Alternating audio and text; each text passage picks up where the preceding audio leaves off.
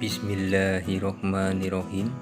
Assalamualaikum warahmatullahi wabarakatuh. Jumpa lagi bersama saya di channel Novarif. Apa kabar para sahabat dan saudara-saudaraku semua? Semoga senantiasa dalam keadaan sehat dan tanpa kurang suatu apapun. Bahagia bersama keluarga, lancar rezekinya dan lancar usahanya. Amin ya robbal alamin. Baik, kali ini saya akan berbagi mengenai saya mencoba untuk mengendarai kendaraan roda 4 dengan transmisi manual, karena pada video-video sebelumnya saya membagikan beberapa video mengenai cara mengendarai mobil yaitu dengan transmisi matic. Saat ini saya mencobanya dan alhamdulillah ternyata bisa, walaupun masih belum terbiasa. Inilah yang harus kita lakukan untuk membiasakan diri, harus sering berlatih dikarenakan ini adalah saat pertama, jadi mungkin ada sedikit tegang dalam hal mengendarai kendaraan ini. Dikarenakan selain konsentrasi untuk mengendarai mobil, juga berkonsentrasi pada bagian prosneleng maupun pada bagian pemasukan gigi yang harus kita utamakan untuk kelancaran dalam berkendara. Jadi di sini beban seorang pengemudi semakin bertambah, tidak hanya mengemudi saja akan tapi ditambah dengan beban yaitu mengendalikan kopling pada transmisi manual.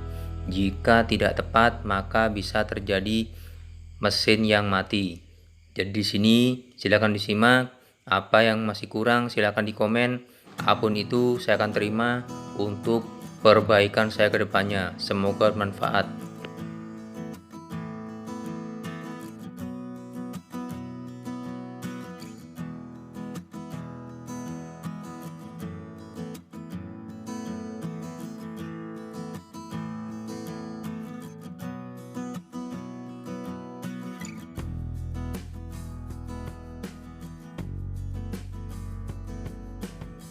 Kebetulan saat ini saya mengendarai kendaraan di area pedesaan yang sangat sepi dari kendaraan berlalu lalang.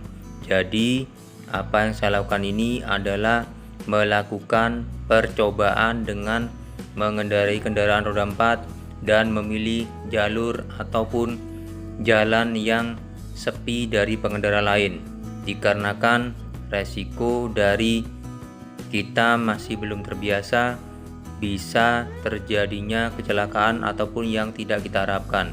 Jadi bagi pecinta truk yang ingin mencoba seperti ini, diharapkan harus tahu kondisi jalan yang sepi dan bisa kita menghindari keramaian. Jadi ini hanya semacam test drive dan bukan untuk berkendara untuk jalur luar kota ataupun di dalam kota yang penuh dengan keramaian dan kemacetan. Ini semua hanya percobaan dan alhamdulillah sampai detik ini masih lancar dan tidak ada kendala dalam hal mesin mati ataupun yang lainnya. Akan tapi silakan dijelimak.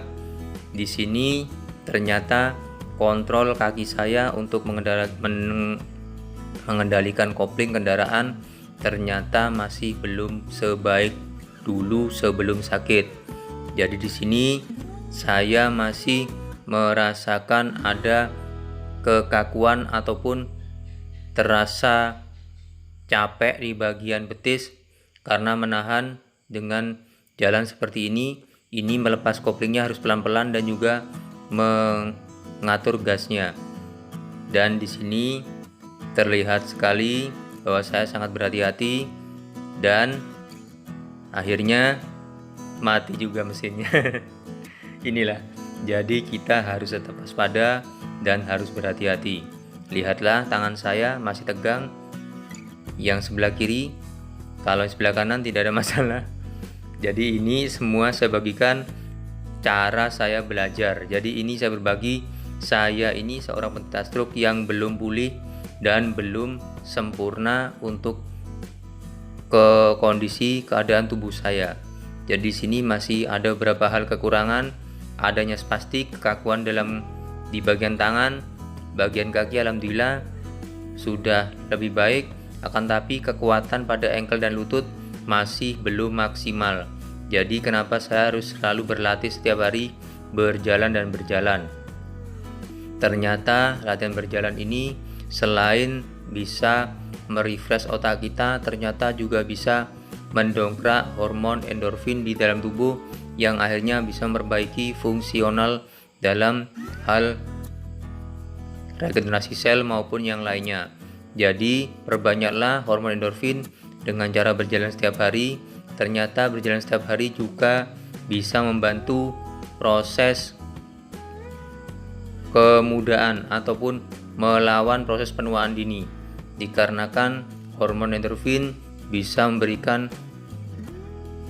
multi efek yang luar biasa terhadap tubuh kita, sehingga memicu tubuh kita untuk selalu sehat dan tampil prima.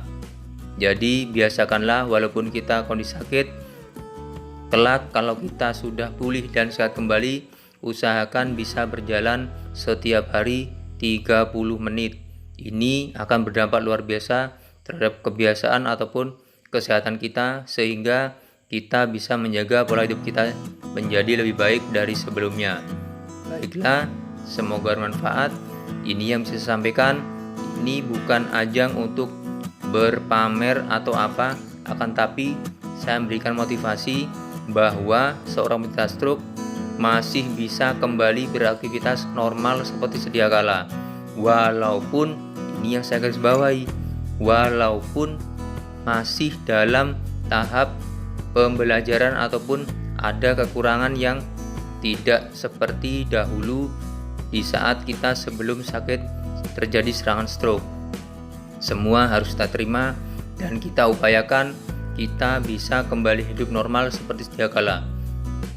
Berlatih, terus berlatih, dan juga jangan lupa selalu meminta dan berdoa kepada Allah Subhanahu wa taala karena kesembuhan semua atas izinnya. Baiklah, ini sudah mau mencapai ke rumah saya kembali. Saya lanjutkan kembali. Ini adalah jalan yang sangat sempit dan saya harus berhati-hati.